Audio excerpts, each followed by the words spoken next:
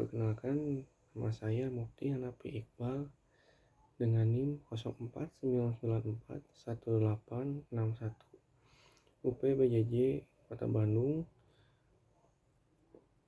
Program Studi Sistem Informasi. Di sini saya akan membahas tentang pelajaran dari sejarah Pancasila bagi generasi muda. Fokusnya proses lahirnya Pancasila berkaitan dengan tugas satu Pancasila.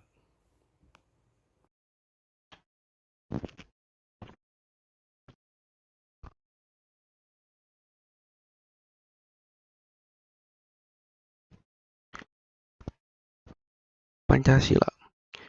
Pancasila merupakan fondasi dan ideologi fundamental bagi negara Republik Indonesia. Secara etimologi, nama Pancasila diambil dari bahasa Sanskerta, di mana panca berarti 5 dan sila berarti dasar atau asas. Oleh karena itu, Pancasila secara harfiah dimaknai sebagai 5 dasar atau 5 asas. Kedudukan Pancasila sangat sentral dalam kehidupan bernegara. Ia berfungsi ganda, yaitu dasar negara dan ideologi nasional.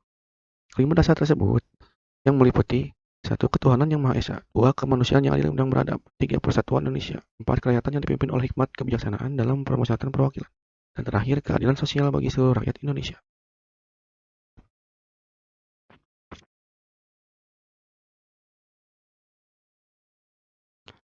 Sidang BPUPKI didirikan di tengah situasi kritis perang.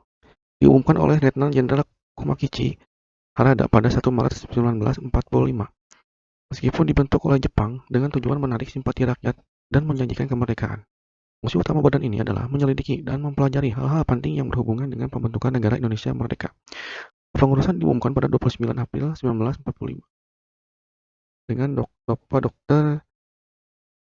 Rajiman Wuduningrat sebagai ketua Kaicho dan dibantu oleh Ichibangase sebagai ketua muda Kaicho.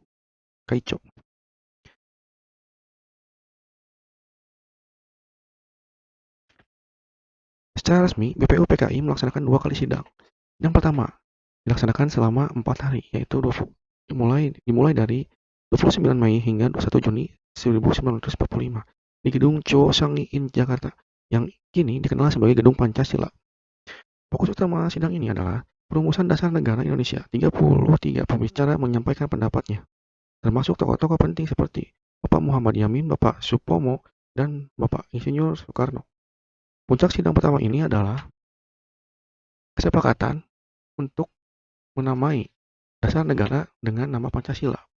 Inilah sebabnya mengapa 1 Juni 1945 ditetapkan sebagai hari lahir Pancasila. Namun, karena belum tercapai kesepakatan untuk mengenai perumusan dasar negara, dibentuklah Panitia 9 untuk menjembatani dan menengahi berbagai usulan. Hasil kerja Panitia 9 pada 22 Juni 1945 menghasilkan rumusan yang tertuang dalam Hukum Dasar, yang kita kenal sebagai Piagam Jakarta.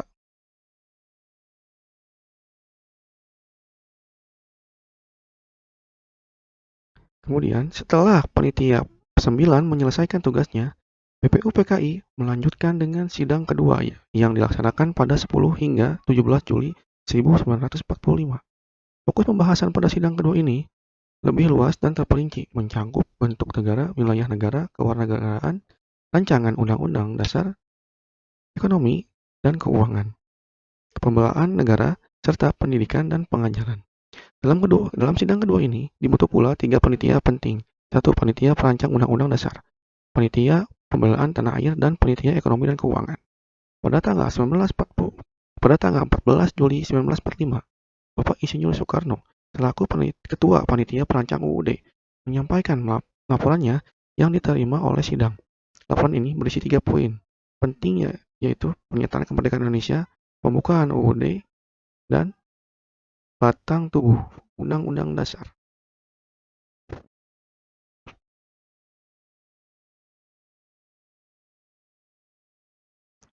Piagam Jakarta atau Jakarta Charter merupakan teks tertulis bersejarah yang memuat rumusan awal dari Hukuman Dasar Negara Republik Indonesia.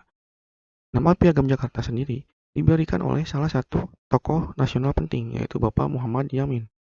Teks penting ini merupakan hasil kerja dari Panitia 9, sebuah panitia kecil yang dibentuk oleh BPUPKI. Piagam Jakarta berhasil dirumuskan pada tanggal 22 Juni 1945 di rumah Bung Karno. Proses perumusannya berlangsung sampai alot karena melibatkan perdebatan serius antara dua kelompok berpengaruh, yaitu kelompok Islam dan kelompok nasionalis, hingga akhirnya mencapai kesepakatan. Setelah dirumuskan, Piagam Jakarta kemudian diserahkan dan disetujui oleh Badan Penyelidik Usaha-Usaha Persiapan Kemerdekaan Indonesia atau BPUPKI pada sidang tanggal 10 hingga 16 Juli 1945. Piagam yang juga memuat rumusan awal Piagam yang juga memuat rumusan awal sila-sila Pancasila ini memiliki makna historis yang sangat besar, sebab ia menjadi cikal bakal lahirnya Undang-Undang Dasar 1945 yang digunakan oleh kita semua hingga saat ini.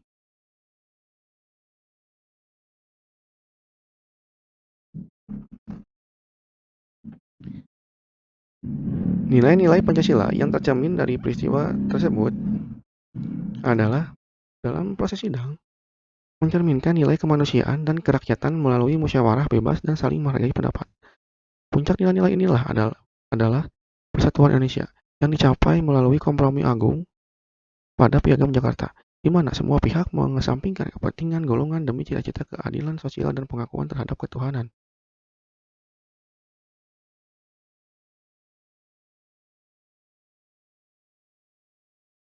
Pelajaran yang dapat diambil dalam sila ketiga Persatuan Indonesia,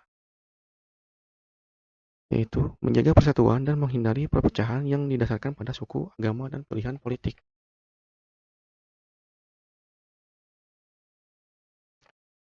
Kemudian, contoh untuk generasi muda seperti memelihara kerukunan saat perbedaan pendapat terjadi, baik dalam lingkungan kampus, komunitas, maupun saat pemilu, dengan selalu mengedepankan kedamaian dan stabilitas negara atau nasional di atas fanatisme kelompok. Sekian dari saya, terima kasih.